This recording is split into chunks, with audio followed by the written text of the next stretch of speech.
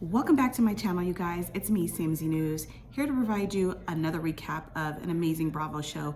Not a housewife show. This time it is Vanderpump Rules, and it is season 10, episode 1. And I'm so excited for this new season because there's been so many changes since last year's reunion, and I cannot wait to get into all of that. But before I get into my recap, don't forget to hit subscribe, like, and of course, once I'm done, please leave me a comment down below. You know I love hearing your feedback on my recaps. So if you remember last season, we ended the show with an engagement from Sheena and Brock. We ended with the bombshell that Lala and Randall were broken up. He had been caught with 2 women and he was cheating on her. And another bombshell, which was for everyone at the reunion, was that James and Raquel ended their engagement.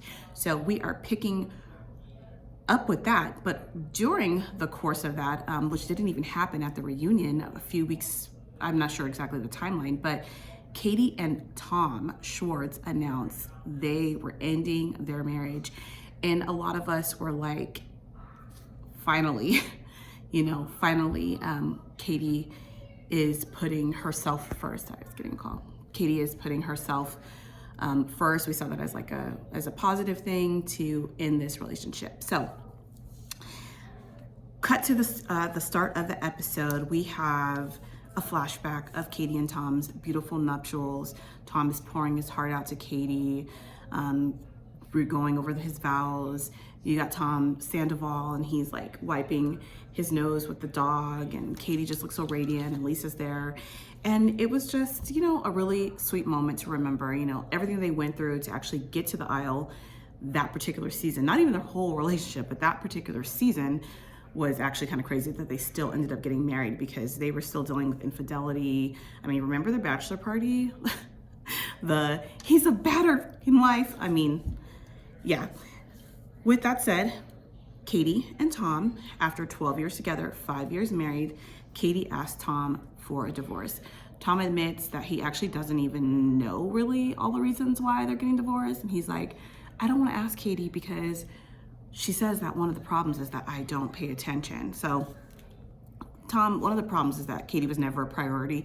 And remember, you said you don't like the sound of her voice. So she's probably told you multiple times that she was unhappy. We've heard her tell him multiple times. We've seen how unhappy they have been just as viewers, and that's just what we have seen. We've heard the cast make fun of them for like not having a lot of sex and this and that. And at the end of it, they've decided to end their marriage, or actually Katie's decided. Tom is going along with it, he's obliging. And Katie says, she does still value Tom and the relationship that they've had together, and she wants to remain friends. She says, however, there's just one rule, and that rule is that you do not mess with anyone in their friend group.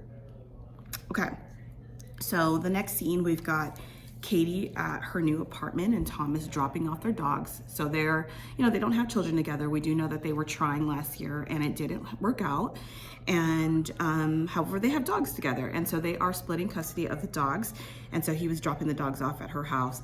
I thought it was interesting, this whole scene, Katie didn't say one word. If she did, they cut it out. I don't know. It was just kind of strange. Like, he was commenting on things and she was just kind of looking and just really unbothered, got her dogs back, and he left. Then we get a scene with James in his car, and he's like jamming to his own music, which I'm like, that is so James Kennedy. And he picks up his phone and he's like, what's up, babe? And it's his new girlfriend, Allie. And James is explaining that he's like on his way, where is he? He's on his way to SUR because he's got like to DJ that night. And he's gonna be seeing Raquel because Raquel is also still working at SUR. Now, Raquel is his ex-fiance. Allie is James's new girlfriend that he met apparently just like 5 to 6 weeks after he broke up with Raquel. And there's like a scene with James. He's like literally putting on powder. I'm like, this guy. Simultaneously, we've got Raquel driving in her car on her way to SUR, and she gets on the phone with Charlie, and she's also saying how she is nervous because, James is gonna be there, and she's met his girlfriend like once, and she kind of just like said hi and like walked away. She's like, the only thing I'll say is that James's new girlfriend looks like his mom. I think he has mommy issues. So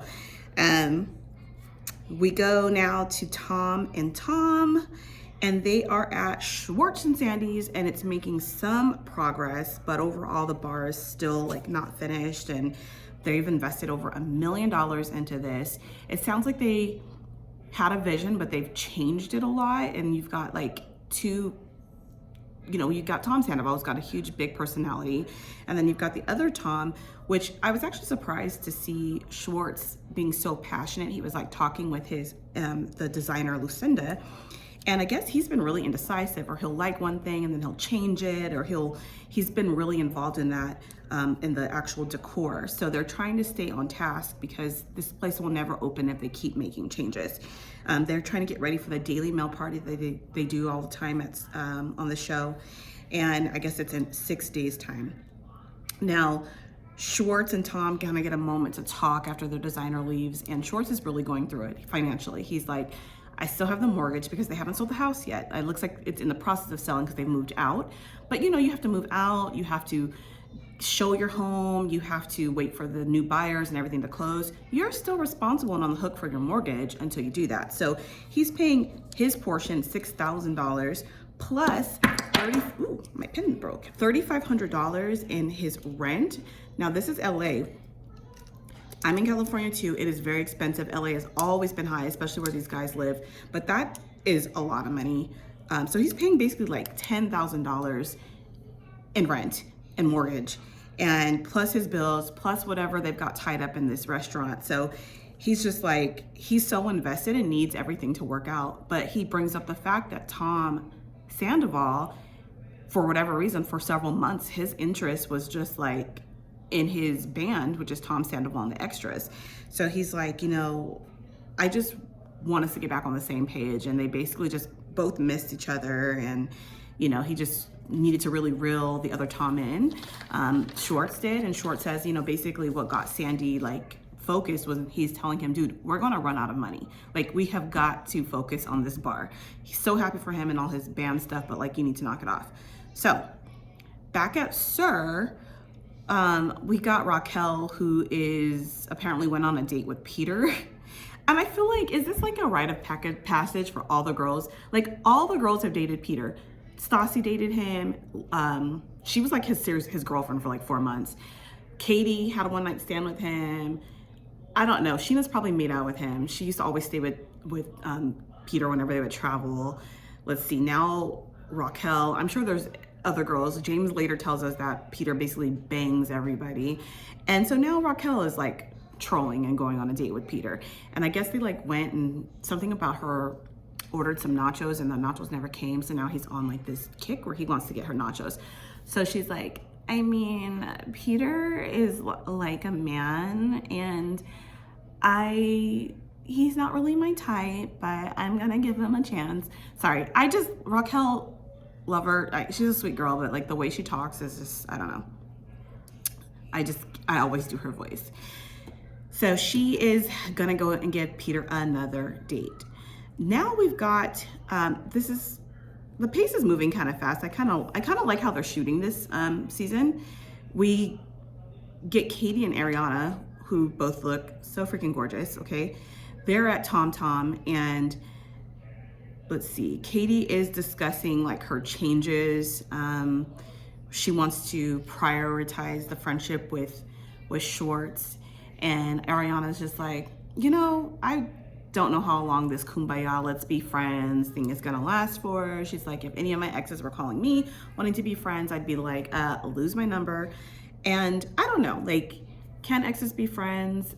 Of course, I mean, we've seen that in this group in particular. That's kind of what they do. They all hang out. I mean, until recently, Jax and Stassi from the Firecast were still close until the whole wedding debacle. If you don't know about that, go look it up. But I think in this group, and they're on this show, yes, you want to remain friendly. It's for everyone's best interest, for your best interest, for like deals and sponsors, and just being able to be a part of Bravo things, to be friendly with your ex. Katie and Tom needing to be like besties, like, I don't think that's the case. I mean, they do share dogs. They don't have any human children together where the interest is really invested, where they really need to make sure things are good. It sounds like the house and all that was 50-50. So I don't know why Katie wants to hang on to that for so long, or so badly, but you know, things change. So Ariana, I agree with Ariana. Like, I don't know about that. So they're just kind of talking about that. Katie's like, you know, I kind of miss him sometimes for like, I've got a lot of boxes, if he can lift something, but she didn't say she misses him like romantically. So it's kind of a fun scene between the two. And then Lala shows up and she's actually like wearing PJs and she's like, you know, checking in on the girls. She's like, how you guys doing? How's everything? How are you doing, Ariana? Ariana mentions that, you know, Tom has been just so busy with like the band and like the restaurant because he's works all these hours that she misses him. We get a quick scene of Lisa, LVP, arrives and she talks to Max real quick. And then she comes over to the girls and she like comments on Lala looking good. She's like, wow, you know, you're looking so good. What have you been doing, darling? And Lala's like, it's all to the face. And they're like, they kind of laugh. I'm like, ew. Well, she's like, well, I'm not getting any, so at least I can just talk about it or whatever. So we're gonna get back to having a vulgar Lala who loves to like, you know, say things for shock value, I guess. And then they start talking about like, hey, are you guys gonna go to Sir tonight? Lala's like, I'm not going. Lisa says she's going, the other girls are going. So Lisa zips off and Lala basically breaks down that she is not going because she is really pissed off at Schwartz for him associating with Randall. And she explains, you know, that when she and Randall broke up, that she apparently gathered everybody on Sheena's rooftop and told everybody like, you need to pick sides. If you want to be friends with him, cool. But, you know, I'm going into a custody battle and it's black and white. You either are with me or you're against me. And everybody basically, I guess, was like, okay. But apparently Schwartz decided that he wanted to reach out to Randall because he wanted to play pickleball. And Lala was not having it. She's like, you know, I am in a custody battle with him and I don't need to be associated with anybody. We don't need to have mutual friends.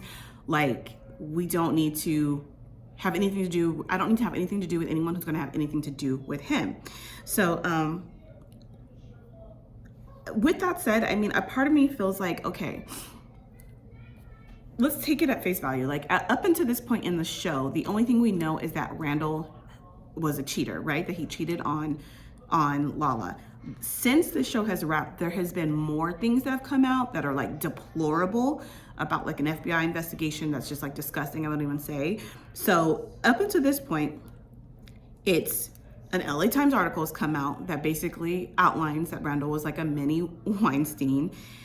And Lala's saying, you know, that the LA Times reached out to her. She had heard rumblings of it and that she was in shock about it because they've accused him of basically running a casting couch, drugs, being in debt to so many people. And she's like, it's even worse.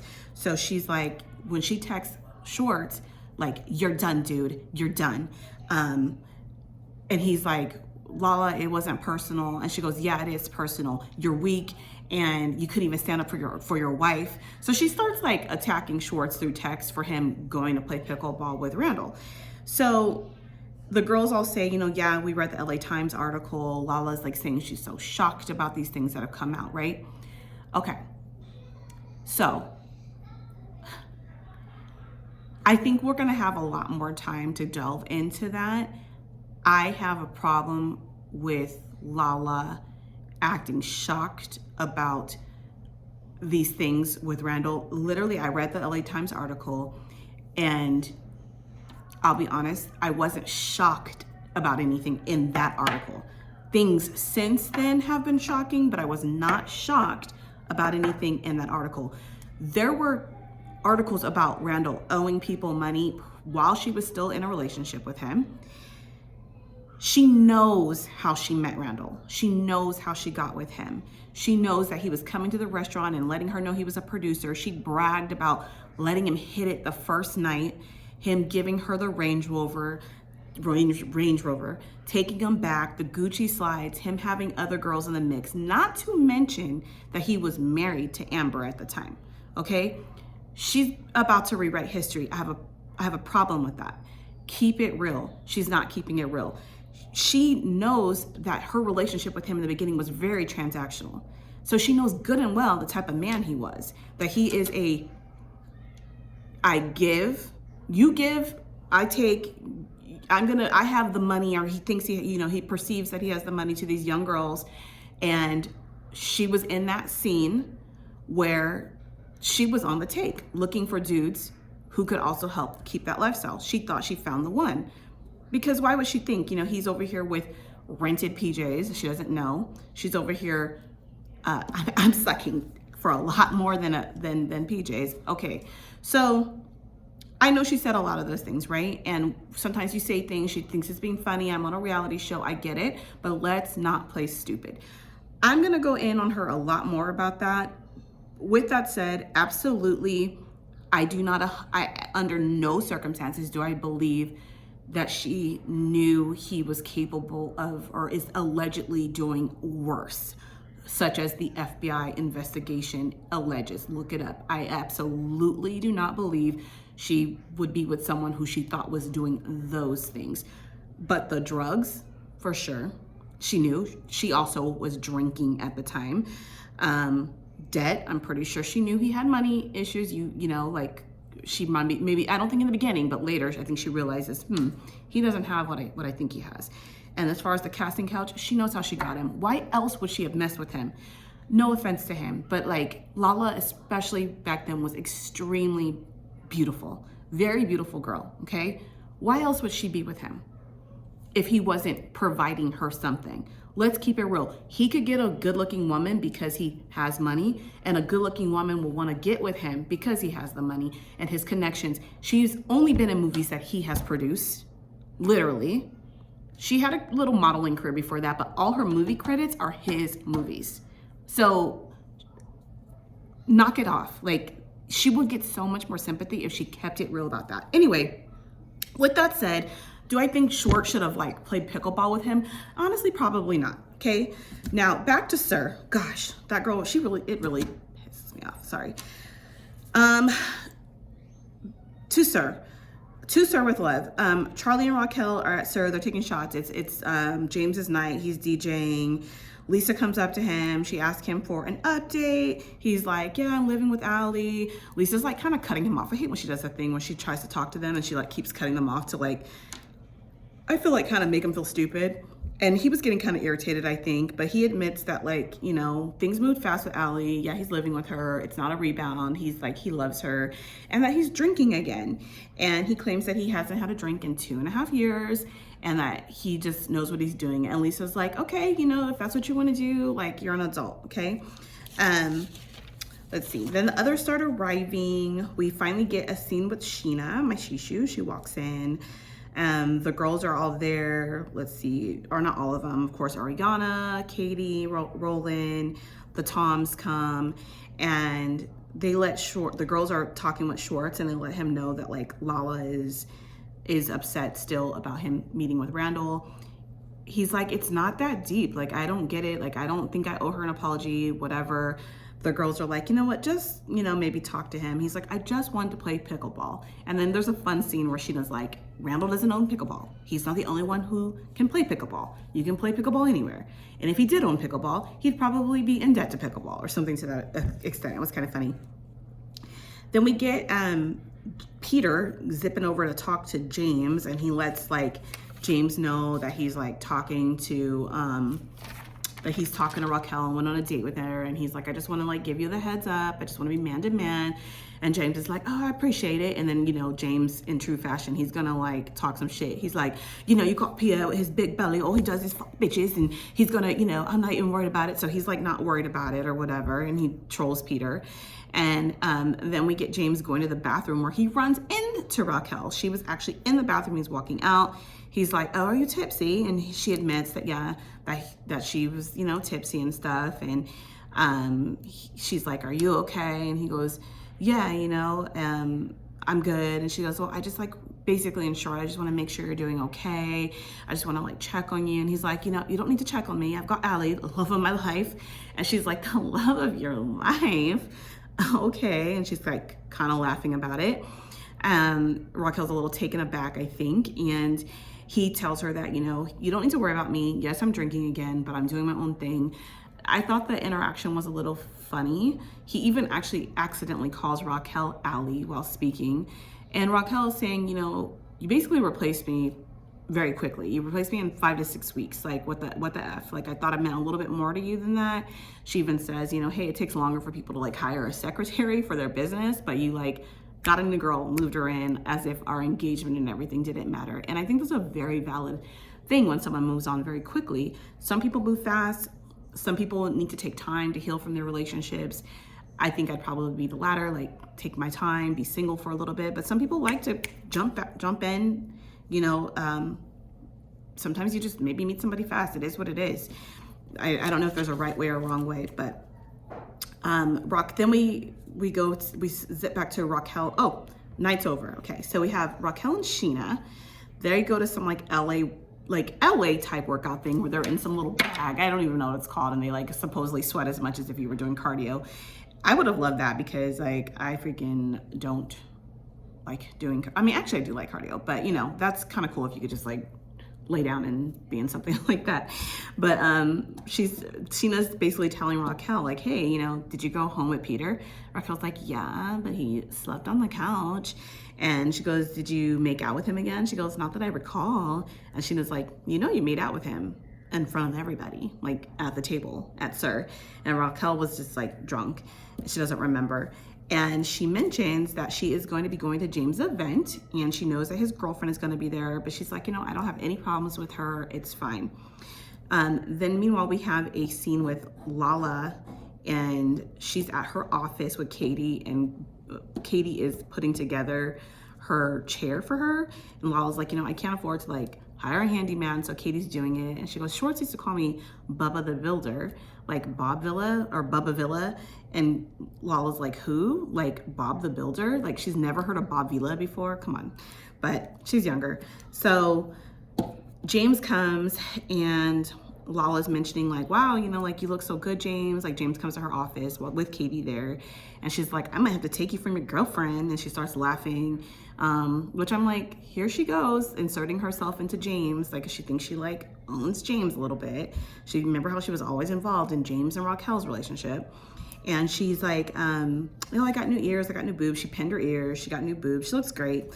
Then they discuss really quickly like how weird it is about Raquel and Peter.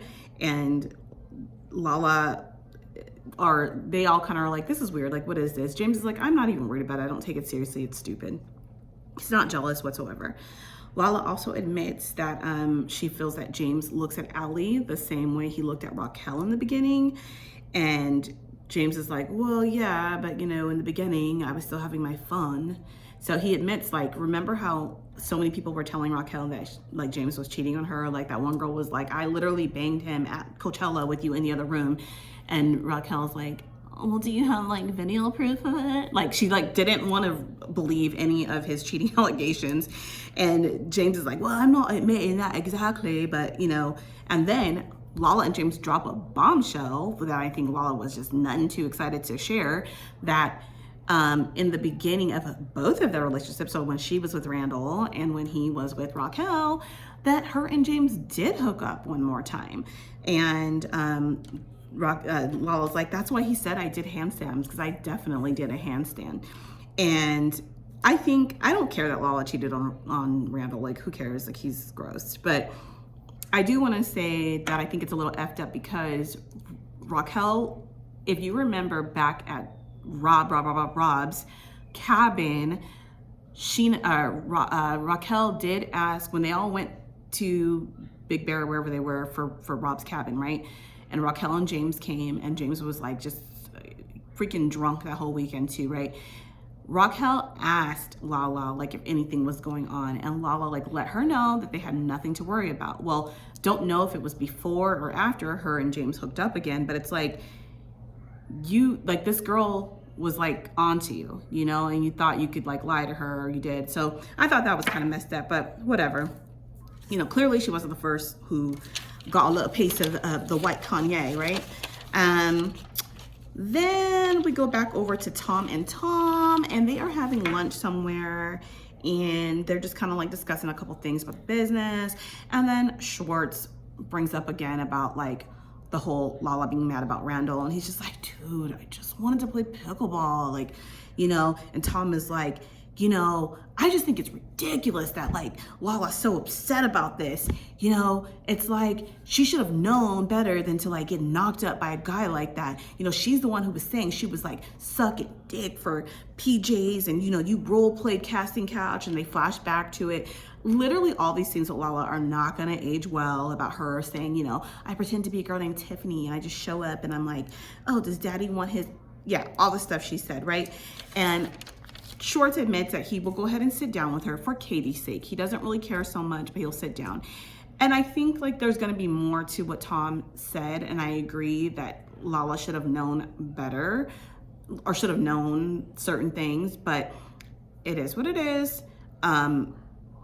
There's nothing we can do now. She's got a beautiful angel baby, and that's it, you know.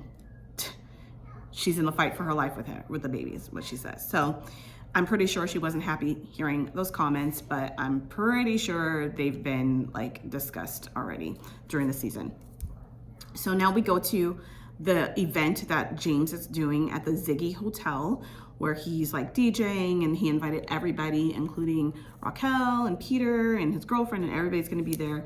And we get a couple scenes of the girls getting ready, and then Lala and Katie arrive, and they immediately go and they talk to Allie, and Allie admits that their relationship is really fast paced, and it's moved really fast.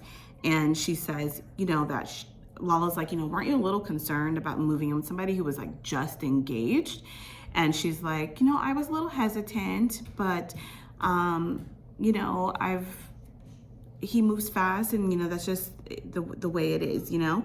And Raquel then arrives, and she comes and she says hello. Schwartz comes, he gives Lala like an awkward hello real quick. And then Logan, you have a scene of like Logan and Katie. Logan is like one of Lala's friends, I think. And they're like checking out guys. And Katie admits that she actually has been making out with guys, that she's hooked up. She's like had sex with 2 guys and she's been separated. I'm like, okay, Katie, like go for it. Lala also admits that she's like nervous about dating right now because hasn't dated since she's been single and sober. She's like, this is the first time like forever.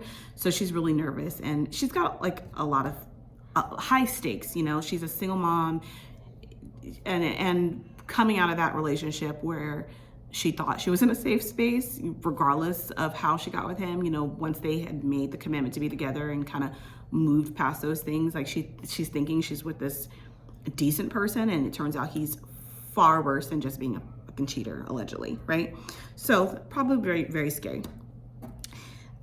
We get a really cool scene with Raquel and Allie talking, and I really liked this scene. You know, Raquel, you know, they don't need to speak to each other. There's nothing to say, but I think because they're going to be in the same circle, it's nice that they go ahead and have this talk. Allie seems like a really sweet girl. She doesn't seem jealous. I don't think Raquel is jealous either. I think if anything, Raquel is a little nervous for this girl because she's telling her, you know, I just want things to be cool.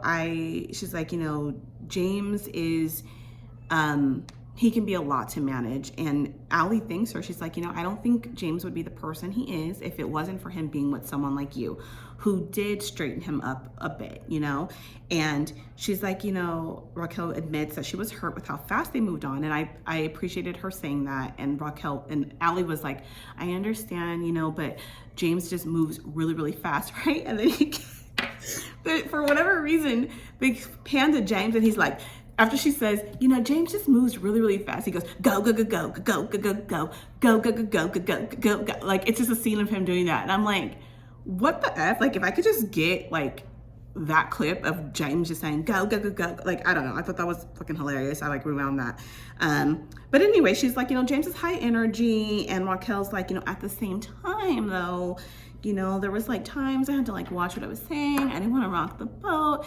And Allie's like, oh, I know what you're saying, but I'm starting to rock the boat a bit. I'm going to rock that boat. And Raquel's like, yes, yes. Like, you know, pumping her up. So it was a really nice conversation. I don't know if this, girl code energy or whatever it is going to last forever, but I think it's refreshing. I'm so glad that it's so far. It's not like pitting these women against each other. There's no reason for it.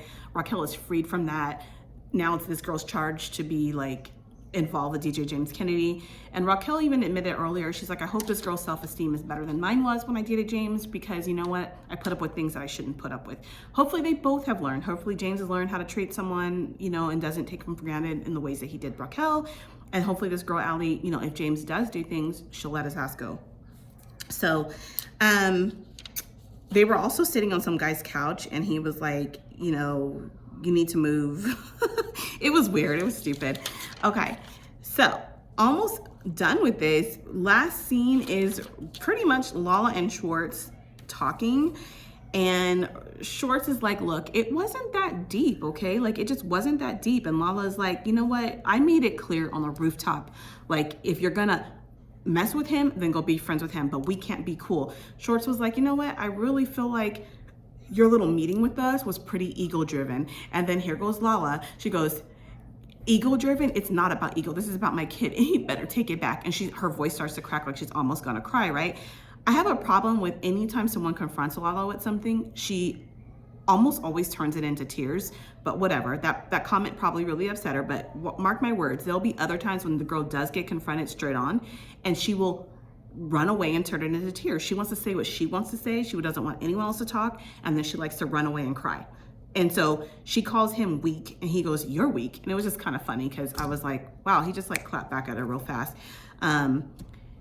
He brought up the text message. He was like, you know, me hanging out with Randall wasn't malicious, but your message that you sent me about Katie was malicious. And she goes, well, I'm sorry. Like, that's how I saw it. I don't associate with weak people, and you were weak in that moment, and blah, blah, blah, whatever. Schwartz says, like, who does she think she is? I agree. Who do you think you are? But on the same token, in a custody battle, she has to be careful of what she says, right? Or what she even does. So if she is friends with Schwartz and he wants to still be friends with Rand, but they are fighting for this child, like, she wants to take that child away from Randall. She doesn't want him to have anything to do with that child, right? With that said, if he even casually says something like, oh, you know, we were at Coachella or we were doing this, if he said something casual like that to Randall, Randall could use that against Lala in court. So it is dangerous for her to be friends with someone who wants to associate with Rand.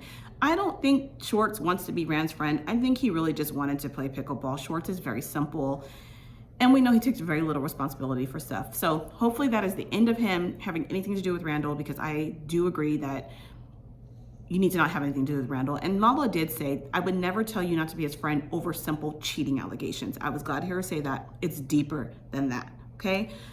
With that said, I am excited for this season. I want to see what's going to happen. I am really, you know, I follow these guys on Instagram and things like that. So I know, like, for example, like Katie and Sheena aren't friends. Katie didn't go to the wedding. Like, I want to see how that all transpires.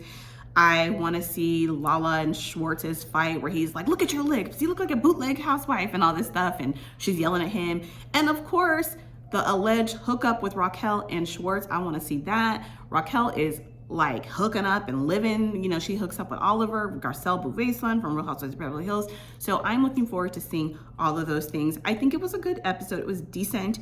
And I don't know, we're not back to our OG VPR days because these guys have grown up and they're different now, but I am looking forward to it. So I hope you guys enjoyed my recap. I feel like it was a little like, I don't know, it was kind of different recapping this versus like a housewife, but hope you enjoyed it. Again, like, comment, subscribe, leave it down below. We've got a long season ahead of us, and I'm looking forward to seeing what else comes, okay?